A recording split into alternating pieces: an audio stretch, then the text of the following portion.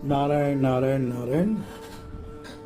महापुरुषों के प्रवचनों से, उनके पुस्तकों से जो पठन पाठन कर रहे हैं, देखो भाई, उसका उद्देश्य एक ही है, जिसके लिए मनुष्य जन्म मिला है, उस परमात्मा प्राप्ति का ही उद्देश्य हो जाने पर मनुष्य को संसारिक जो भी सिद्धि असिद्धि बाधा, फिर उसके बाद उसको बाधा नहीं दे सकती है।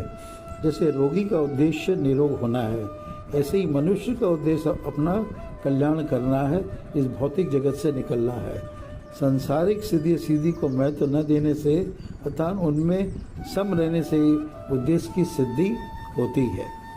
जब एक साधक का एकमात्र उद्देश्य परमात्मा प्राप्ति का हो जाता है, तो उसके पास जो भी सामग्री है, वस्तु है, परिस्थिति है, भोग विषय की वस्तुएं हैं, संसारिक चीज़ें हैं, अचीवमेंट होती है, वह सब साधन सामग्री हो जाती है, उसमें अटैचमेंट नहीं आता है। एक परमात्मा प्राप्ति का दृढ़ उद्देश्य होने से, और हमारा ध्येय, हमारा उद्देश्य, हमारा टारगेट अंतःकरण की जितनी शीघ्र जैसी शुद्धि होती है, उतनी शीघ्र वैसी शुद्धि अन्य किसी अनुष्ठान से नहीं होती है।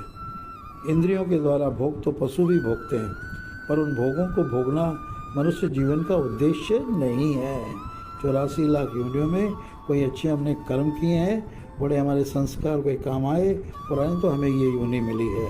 मनुष्य जीवन का उद्देश्य तो सुख दुख से रहित तत्व को प्राप्त करना है। आगे कहते हैं महाराज जी का प्रवचनों में, कर्म योग और ज्ञान योग, हाँ कह रहे थे ना, हाँ ध्यान योग, भक्ति योग आदि सभी साधनों में एक दृढ़ निश्चय या उद्देश्य की बड़ी आवश्यकता है।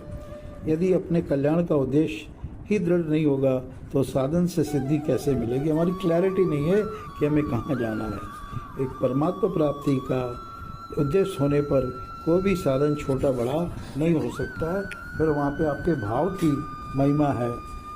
वास्तव में परमात्मा प्राप्ति के सिवाय मनुष्य जीवन का अन्य कोई प्रयोजन है ही नहीं है, कोई है ही नहीं है। और हमें क्या नाम है, जो संसार में हमारा चाहे बालक हो, ब्रह्मचर्य हो, गृहस्थ हो, हम क्या नाम तो सन्यासी हो, वानप्रस्थी हो, है हमारा अपने आप उसका क्या नाम तो जो चलता रहता है, जो हमने मेन उद्देश्य को समझ लिया है, तो हर अवस्था में, हर क्या नाम तो आसन में हमारा ये काम में आता है। वास्तव में परमात्मा प्राप्ति के सिवा मनुष्य जीवन का अन्य कोई प्रयोजन है ही नहीं, और उद्देश्य मनुष्य की प्रतिष्ठा है। जिसका कोई उद्देश्य नहीं है वो वास्तव में मनुष्य कहलाने योग्य नहीं है। अब तक क्लैरिटी नहीं है कि आपको कहाँ जाना है, तो आपको मालूम नहीं, डायरेक्शनलेस आपकी लाइफ हो जाएगी।